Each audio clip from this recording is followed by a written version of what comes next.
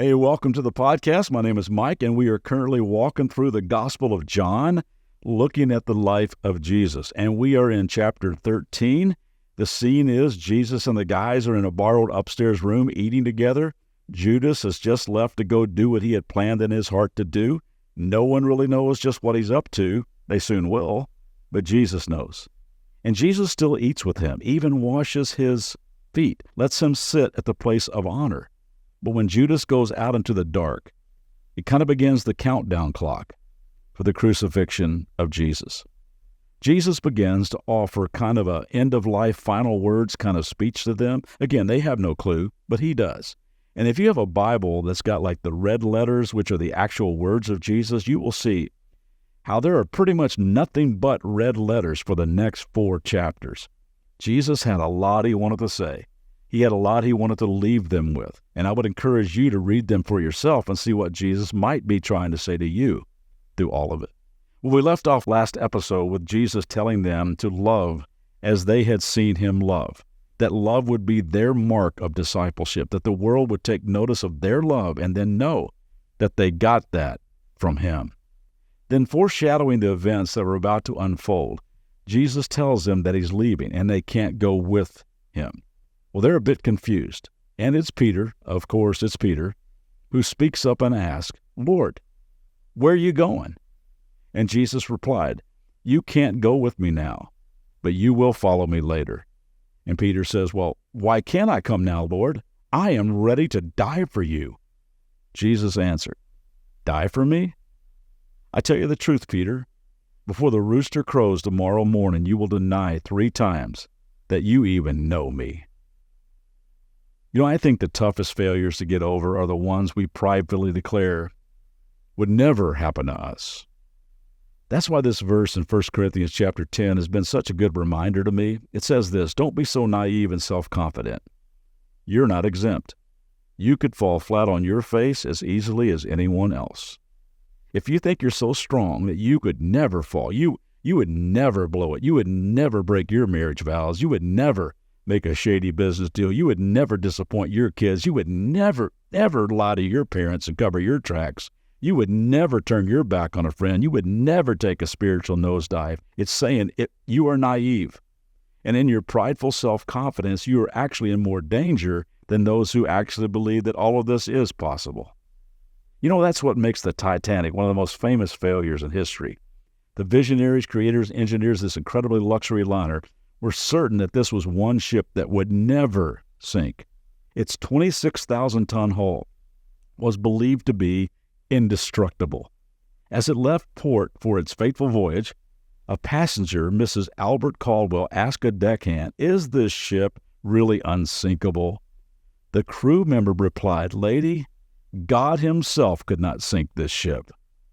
So no one could have imagined the nightmare when on its maiden voyage this unsinkable ship plunged to the bottom of the North Atlantic at 2:20 a.m. on April 15th, 1912, taking over 1,500 passengers and crew to their death.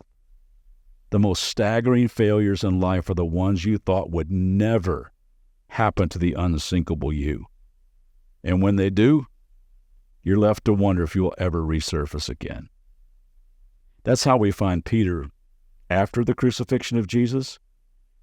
If you don't mind, we're going to fast forward a bit and skip over to John chapter 21, where we find Peter on a boat.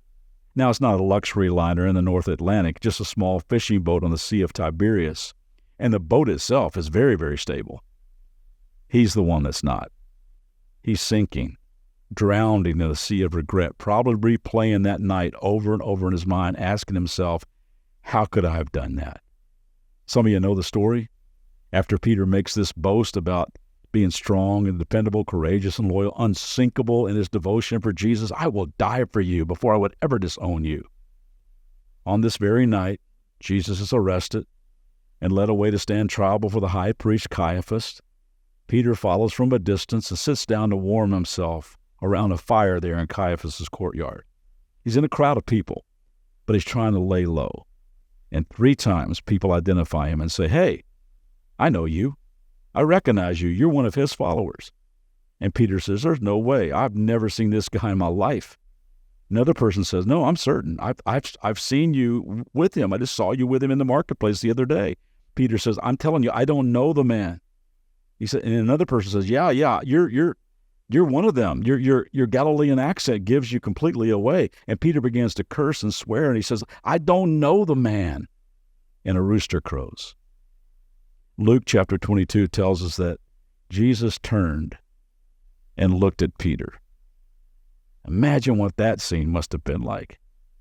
Peter runs away, collapses in a pile of shame, and cries his heart out. The once proud, indestructible Peter is a failure, no longer bold, no longer committed, no longer courageous, not even remotely close to being an I will die for you kind of friend. And I'm guessing as he floats in that little fishing boat, every time he closes his eyes, he sees that moment, standing around that fire, looking through the smoke into the eyes of his best friend Jesus. He feels so worthless, feels forever trash, cannot get it out of his mind. He's thinking, if I could only do it over.